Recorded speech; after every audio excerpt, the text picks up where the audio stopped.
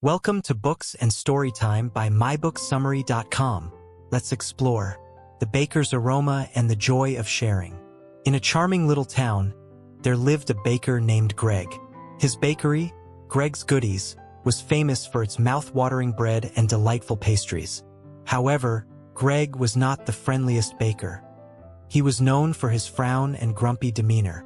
Despite his incredible baking skills, he rarely smiled and always felt that customers only appreciated his goods for their smell, not their true value. Every morning, the delicious aroma of freshly baked bread and sweet pastries drifted through the streets, inviting townsfolk to visit. People often stopped in front of Greg's bakery, inhaling the delightful scents as they walked by. This infuriated Greg. "They're just sniffing my hard work," he would grumble. "They should pay for the pleasure of smelling my creations." One cold winter morning, as Greg kneaded dough, he noticed a young girl named Mia standing outside, her nose pressed against the window. Dressed in an oversized sweater and looking a bit cold, she closed her eyes and breathed in the heavenly aroma of the fresh bread. Greg's annoyance bubbled over. "You there! Come inside and pay for the smells you're stealing," he shouted, flinging open the door. Mia looked startled. "I'm not stealing anything. I'm just enjoying the smell," she replied, her voice sweet and innocent. "But you're enjoying it without paying," Greg insisted, his hands on his hips. "Air is free," Mia replied, tilting her head, "and I'm just smelling the air around your bakery. I haven't taken anything." Fuming, Greg decided to take the matter to the town judge, an elderly man named Mr. Thompson, known for his fairness and wisdom. Greg dragged Mia along through the snowy streets, muttering about lost profits and unfairness. When they reached Mr. Thompson's home, he opened the door, rubbing his eyes in surprise. "What brings you here so early?" he asked, inviting them inside. "This girl has been stealing the smells from my bakery," Greg exclaimed dramatically. Mr. Thompson listened patiently as Greg explained his side, his voice rising in indignation.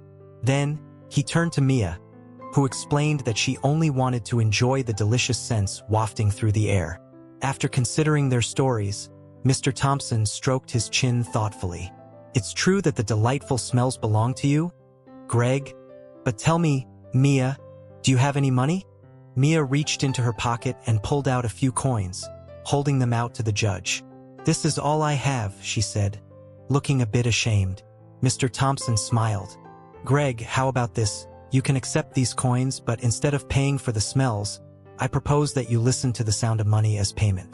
The joy of those jingling coins is a fair exchange for the happiness your smells bring." Greg was taken aback. "What do you mean?" he asked, confused. Mr. Thompson shook the coins in his hand, letting them jingle and sparkle in the light. "You see, the joy of sharing your wonderful smells is worth far more than the coins themselves. Let the sound of money remind you of the happiness you create in others."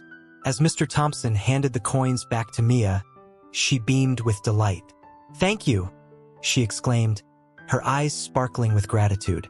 Greg stood there, stunned. In that moment, he realized that his obsession with profit had overshadowed the true purpose of his baking, the joy of bringing happiness to others through his creations. From that day forward, Greg's bakery became a place of warmth and laughter.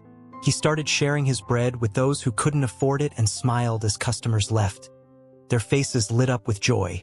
The delicious aroma of baked goods still wafted through the air, but now it carried with it a sense of community and sharing, reminding everyone that sometimes the sweetest moments in life are found in giving rather than receiving. Stay tuned for more enlightening content. Head over to www.mybooksummary.com. Don't forget to subscribe and share the magic with friends. And let's grow together through the power of books and interesting stories.